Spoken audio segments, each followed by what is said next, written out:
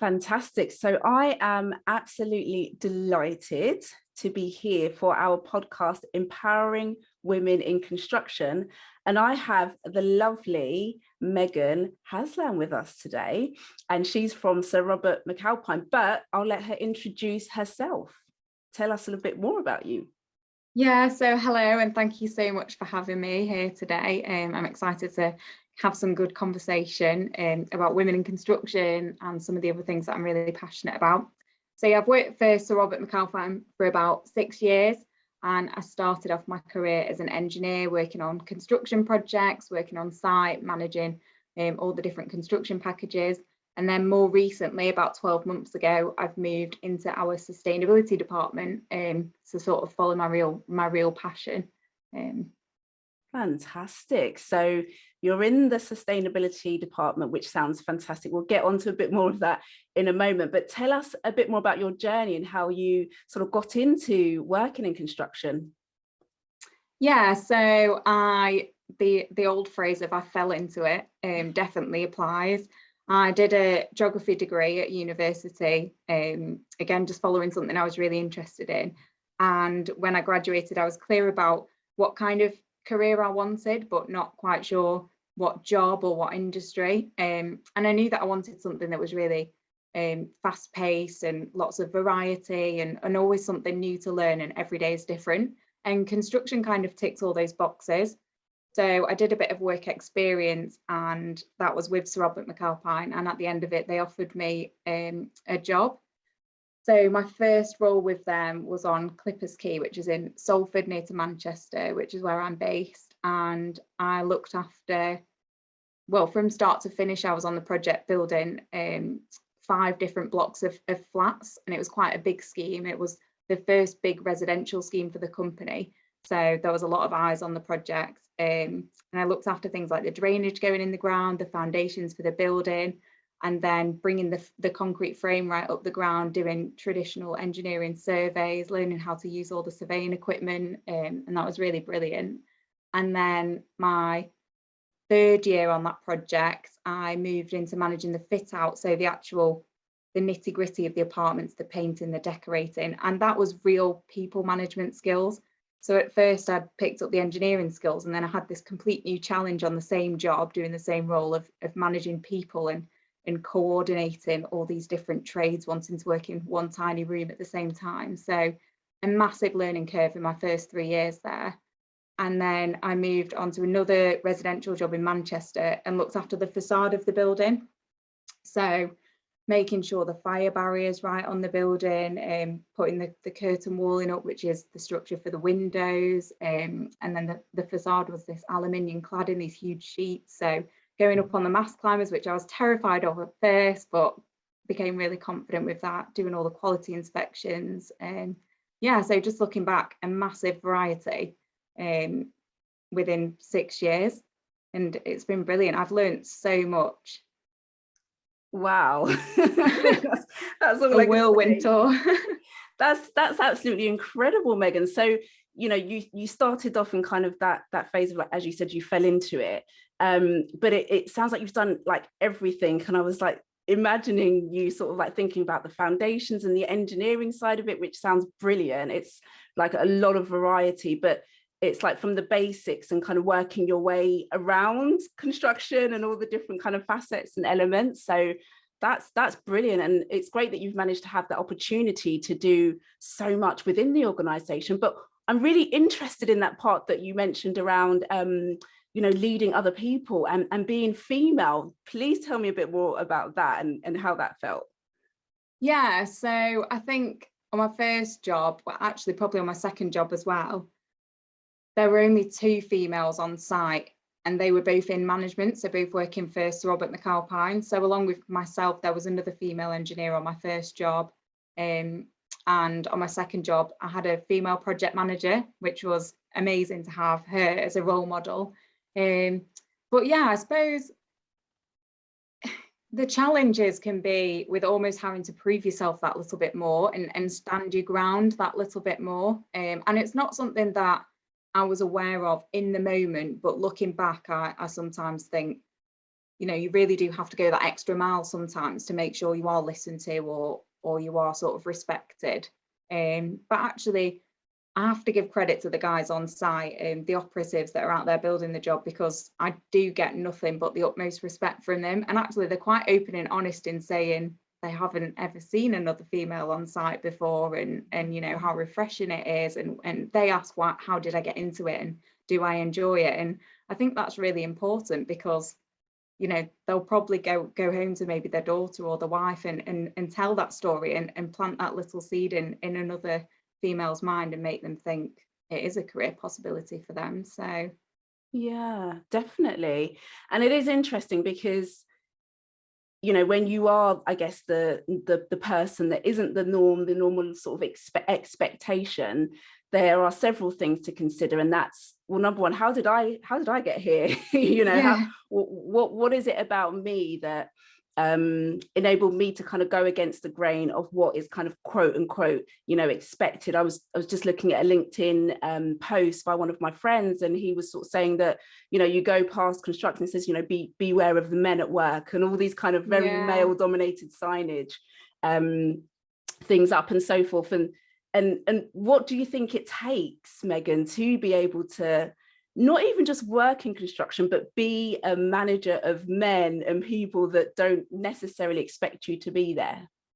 I think for me, what's massively helped, and don't get me wrong, it definitely wavers, and there's been times where I haven't been able to do this, but just being confident in yourself and your own abilities. So I'm not talking about confidence in terms of, you know, walking into a room and coming across really confident to the point of arrogance, but just belief in yourself and belief in what you're saying.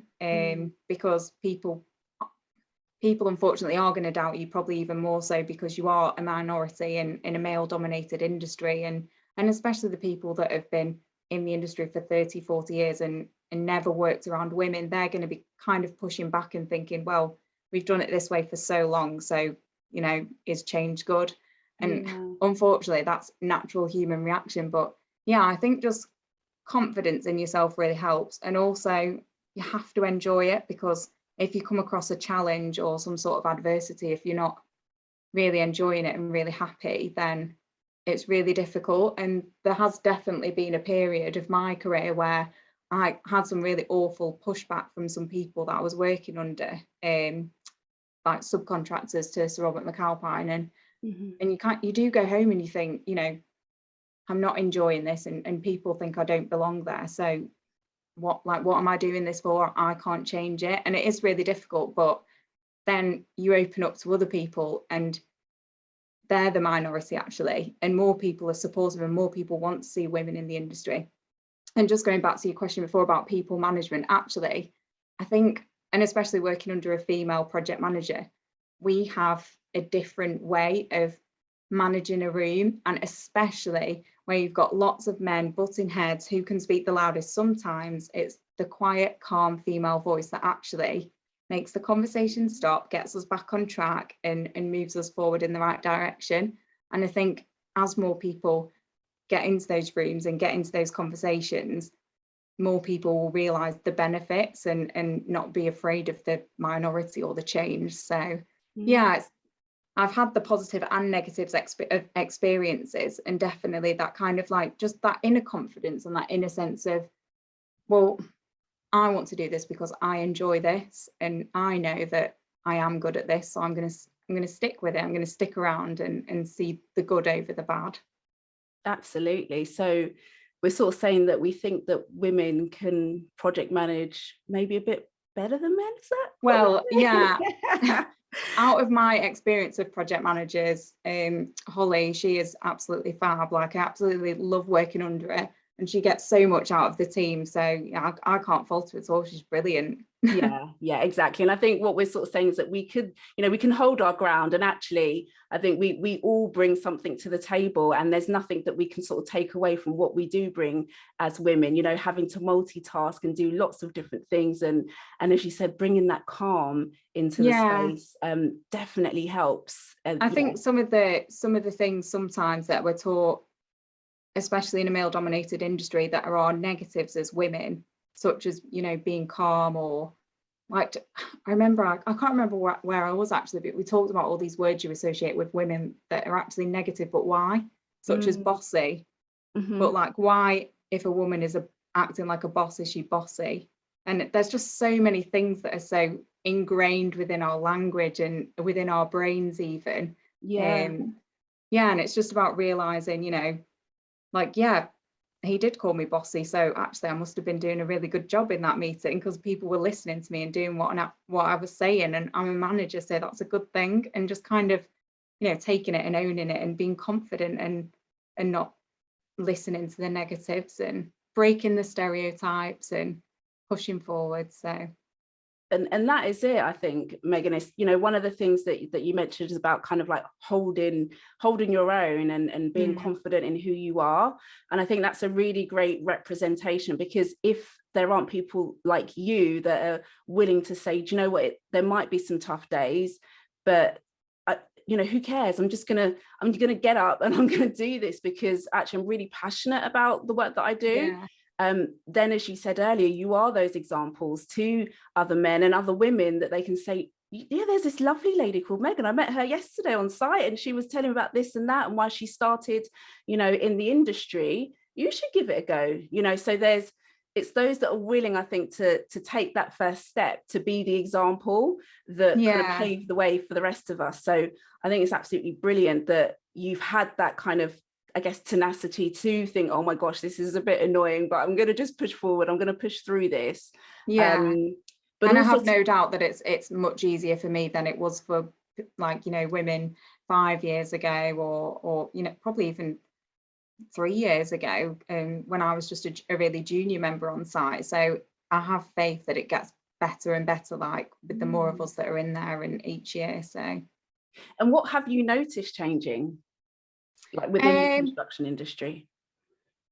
I think we'll probably come on to talk about, obviously, me being in sustainability, but I think that's sort of empowering a lot more women, because naturally we do speak more openly about it. So I see the drive for construction to be more sustainable as a kind of big change, because as sustainability is being put up there with quality and program and cost, actually the women leaders are speaking up about it, and they're actually coming out on top in how they're performing, taking that as a key driver. So I'm excited to see how that changes the shape of the industry and who our sort of leaders are. In terms of the other changes, I think probably this is more of it.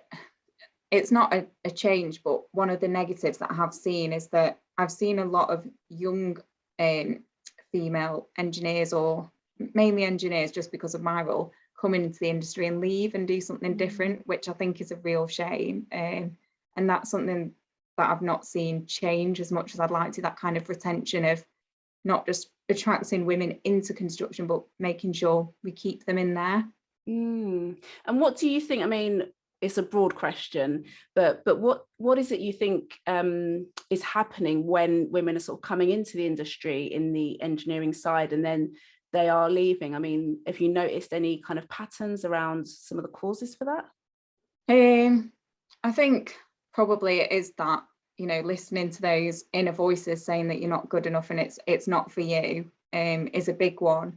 But I also think that there's some changes that the industry as a whole need to really look at, such as, and this isn't just for women, it's for men as well, but I think women are a little bit more like sensitive and less willing to put up with it, such as, you know, the welfare and the working conditions. I mean, typically, because we're just a temporary place of work when we're constructing a building, we're in cabins, and sometimes they can be like, they're not comfortable, they're literally just, you know, temporary cabins with a tiny kitchen, and, you know, muddy and cold in the winter, and artificial lighting. And I think compared to these modern, you know, open plan like offices and workplaces that really think about people's health and well-being nowadays, that's a big, I think that is a big factor. I think, you know, we're becoming more aware of people's workplaces and how they contribute to the mental health, and I think that's something that we definitely need to change. As well as the work hours,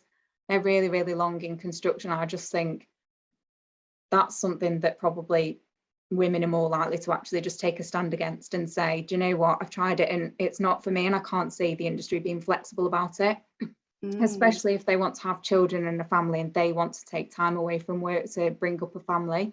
But I do see it as changing, like Sir Robert McAlpine are bringing in flexible working, and a lot of people have gone off and had a family and come back, or, you know, come back with different flexible working arrangements. In my role, I can be a bit more flexible and work from home, which has been really good when I got a dog. So yeah, that's something where I'm seeing a slow change, but probably somewhere we really do need to focus on change if we want to, especially young women and young people. They're really savvy to, you know, the opportunities that are out there, and if construction's not up there being able to provide those basic needs for a workplace environment, then we're going to lose those talented people. So yeah, definitely. I think it's really like the time that we're living in, these things are really important, aren't they? So looking at, you know, well-being within the sort of workplace is key, and thinking about those, I guess, extra things that maybe we hadn't necessarily considered years and years ago are things that are really important. So that's very interesting to think about that. But it's great to hear about the work that Sir Robert McAlpine are doing in terms of building that flexibility into the industry, and, you know, for women, so that they can feel they can still be, you know, great at their jobs, but also, you know, great, you know, with their families as well. So that's fantastic. I know they're doing a lot more within that as well. But I'd love to hear about your new role, because it sounds fascinating. We just did some work actually around construction and climate change, working with a group of residents and thinking about how they might want to, how they might want to think about different ways that they can insulate their buildings and think about sustainability and so forth. So I'm all ears. Tell me more, Megan. Yeah, so it started off as a secondment, just due to sort of the peaks and troughs of work in Manchester. And I've always been interested in it, and everyone that has worked with me knows that, you know, I'm the person that if there's a injured pigeon on site or something, I'll be taking care of it. So yeah, I was offered the position as a secondment and just really enjoyed it. And I think what had stopped me from following my heart probably and moving into sustainability any sooner was because of all the effort I'd put into, you know, powering through on site and proving myself as an engineer and learning all of that technical knowledge. I thought, you know, am I letting myself down if I have a career change and go into sustainability? Am I sort of like letting down the engineers and that female role model side of things? But with how things are going, and as you were saying about the residents wanting to improve their buildings, we're seeing a real shift in our clients, and they want, you know, net zero carbon buildings. They want buildings made out of 70% recycled materials. They want their buildings to be built so that at the end of its life in 50 years, they can completely deconstruct it and use those materials on a new building. Wow. So designing for end of life and all of these things require that engineering knowledge and technical experience. So what I'm finding is there's kind of a new sustainability role emerging that I'm really well placed to step into, because traditionally we'd sort of monitor water usage on site and electricity usage and focus on, you know, waste and where waste is going. But now it's going right back to the design of the building, and how can we design that building for the people that live there, for the environment, and make it the best it can be. So there's more responsibility on us in the construction industry, not just for that 1 or 2 years we're building the building, but, you know, the building we're going to leave behind, and making sure that that performs the best it can and emits the least emissions possible and keeps the residents as warm as possible without using loads and loads of electricity. So yeah, I'm finding it really, really exciting. And, you know, through the role as well, I get to do lots of volunteering, which I love. So in a couple of weeks, we're doing some tree planting with a charity in Manchester and getting to local residents involved and things like that. And I've always loved that. But when you're actually live on a project, you know, every day counts, and it's quite hard to find that time. So I love that kind of flexibility in the role as well, to be able to do those sort of things and give back and and promote the good things that the construction industry do, and as well at the same time being that role model. Because this volunteer day, some school children might be involved, so they'll say, what do you do? And then I can tell them, you know, I was an engineer, and that's really lovely. So that's brilliant. And I mean, there's so much to take from that in terms of, number one, the fact that you get to kind of be in the community. And I've seen so many of the projects that Sir Robert McAlpine have been involved in that are really kind of grassroots working in the community, which I think is fantastic, because it kind of separates that that space between kind of, I guess, them and us, which is the kind of stereotypical thing. yeah. So there's that, but then there's also, you know, what do you think in terms of this move into sustainability, which has been happening for some period of time, but now it's like really, really present? What do you think, you know, women's part to play is in this? And do you think it might affect the industry in terms of women getting more into these roles? Yeah, definitely. I mean, I hope so.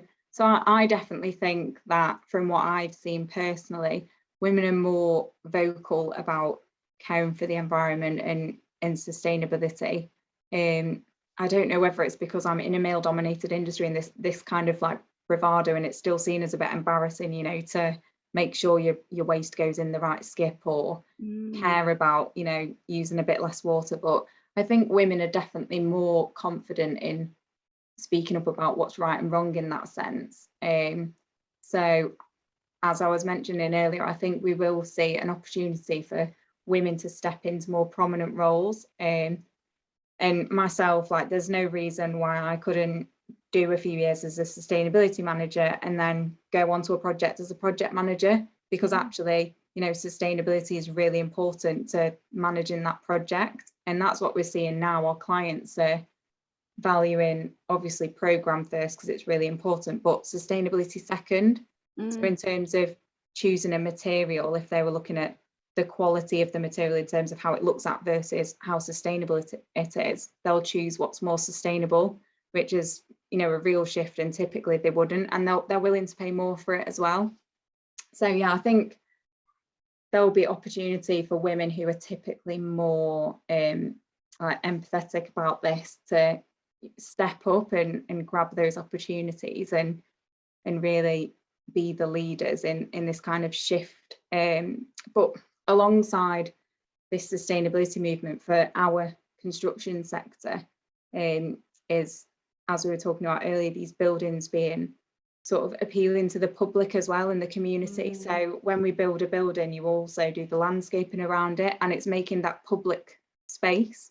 So the building, you know, is not just for the people that work in that building, but also for the local community to enjoy the landscaped gardens around it, and building using natural building materials such as timber, which sort of just give people a more relaxed and natural feel when they're in the building. And it's all becoming really holistic. And what we're seeing is people caring about not just the environment, but the environment in the building and how it affects people's health and well-being.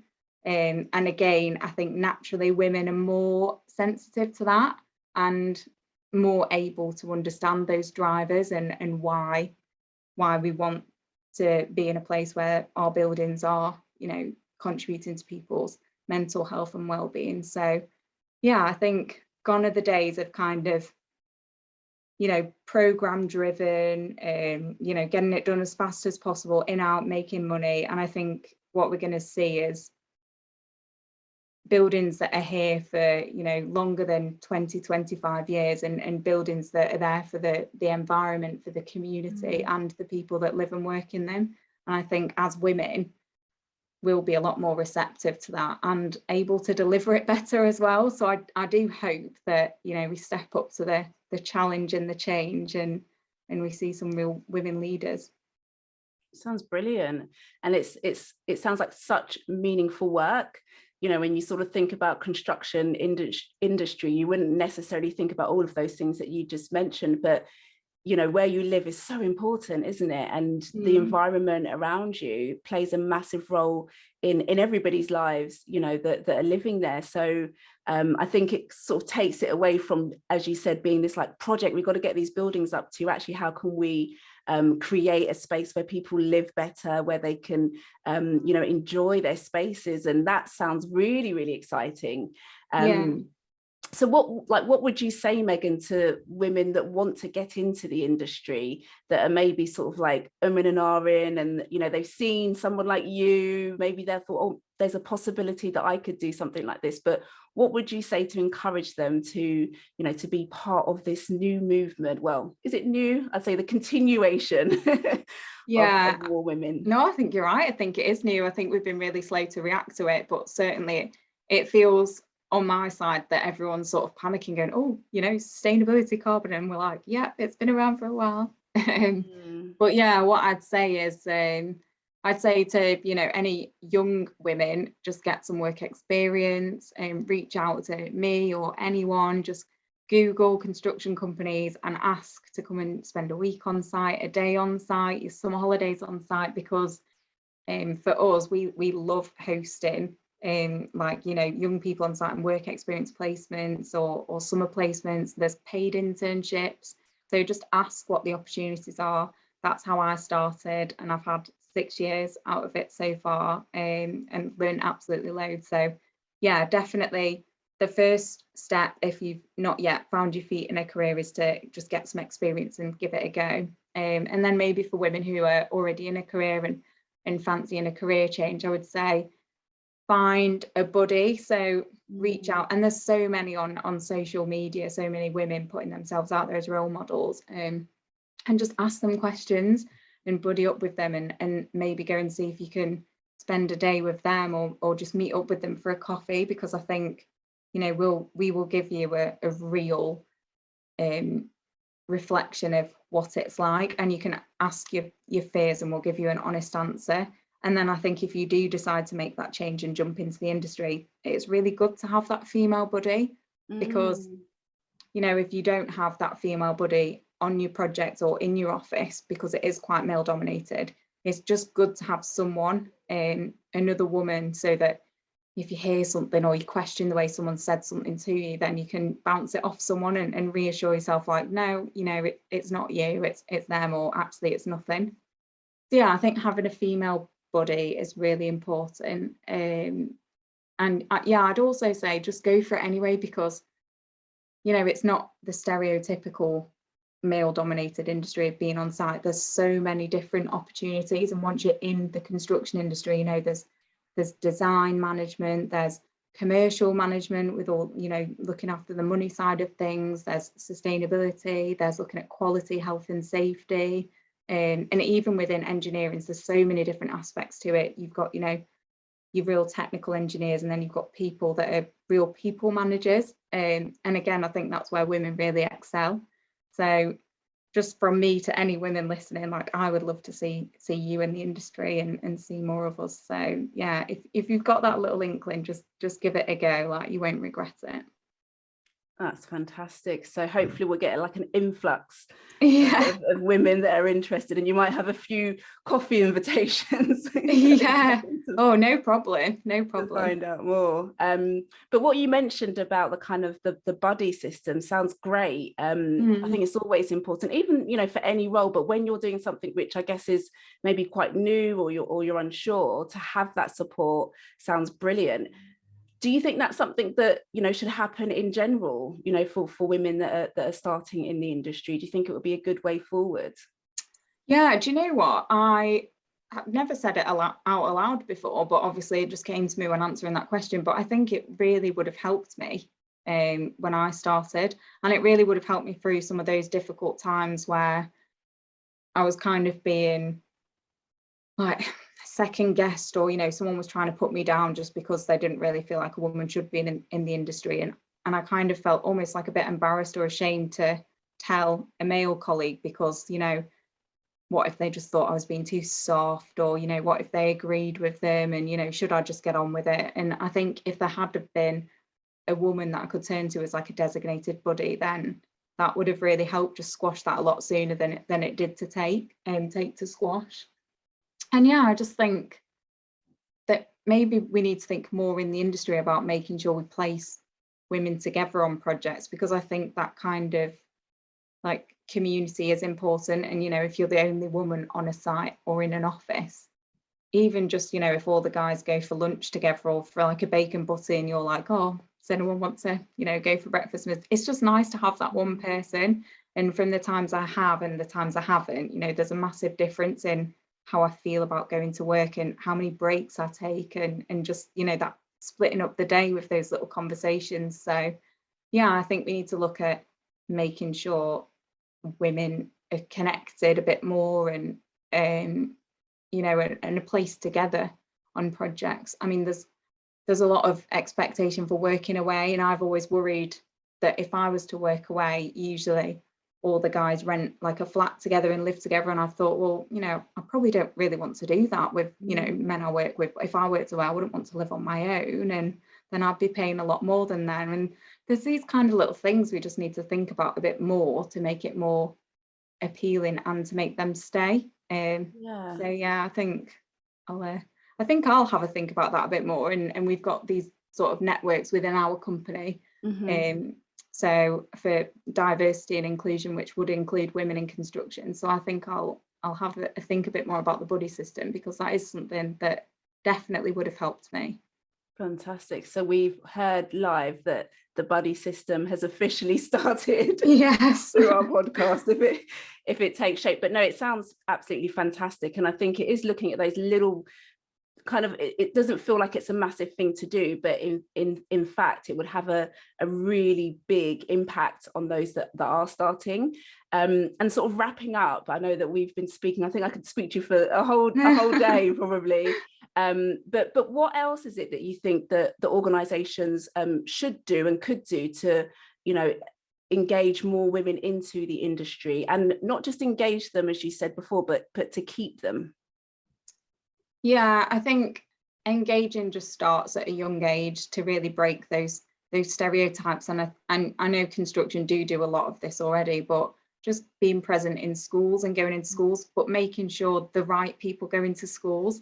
So if you do have a female engineer, you know, try and make sure they can go there, because even though, you know, we kind of shouldn't be like forcing stereotypes, like forcing, you know, these minorities to break stereotypes, we kind of need to. So even though, you know, it should be whoever wants to go can go, actually, if we do have a female that's on a site position, we should try and make sure they can go, because that's who children will be shocked to see. And yeah, I just think construction, they do quite a lot to promote female employees, but I think more promotion outside our industry is what's needed. So within our industry, I see so much of it within construction magazines. You know, there's lots of promotion of you know, different diversity of people, and especially with young women in construction. But I think outside of that, there's this real issue of, you know, builders are all men, and even construction managers are all men. And I think, I don't know how we get into the kind of like the national media and you know, like films and TV programs and just break that down. But even like Love Island, the girls always go on there and they're like, oh yeah, I really want, you know, like a brickie. And then, you know, the boy comes on and he's like, oh yeah, I'm a plasterer from Leeds. And I'm like, oh, you know, that is not real life. Believe me, I work in construction on those sites and I've never seen any of them like that. So it's just, you know, like, I want to see more like women going on there being like, yeah, I'm a construction manager, and yeah, just portraying that kind of reality. And I think construction, to give it credit, is really trying, and it's kind of like bursting out of that bubble to the young kids and just to adults as well, and saying, you know, there are women in construction, we want more women in construction, this is what it's really like. So yeah, I think construction together needs to burst out of the good bubble that they've got going on, and speak out to the wider community on getting more women and diversity in. So absolutely, yeah, 100%. I mean, this is one of the reasons why we're doing this podcast. You know, we do leadership training and thinking about inclusion and diversity across the board, and obviously construction is one of those industries that there could be a lot of change in. But you know, how can we get this wider and start to think about like the real change? So definitely, I think there's a lot of value in removing it from just within the construction to those external things. You know, if there's a TV show that arrives again, Megan, we know where it came from. But yeah, no, it's been an absolute pleasure. No, thank you so much. And yeah, really, really encouraging, because not only have you showed that, you know, you've got that resilience and that tenacity to keep going, but also I love the variety within the industry that you've been able to, you know, kind of dip your toes in, and where you are now. And not only that you showed that you can be strong, but also you've shown your kind of soft side in that sense of, like, you know, rescuing the pigeons and going and plotting trees. Definitely. It's like you can bring your whole self to this space. And I think that's key, like, just to pick up on that, I think, like, you know, being soft is strong. And like there's a strength in, you know, being soft and being caring, and that's what we really need to show. So I'm glad that's come across. Oh, it definitely has. Yeah. And yeah, so thank you so much for your time and for sharing your story and encouraging other women to be empowered to get into the construction industry. Definitely. Thank you very much for having me. Most welcome. Thanks, Megan. Thanks.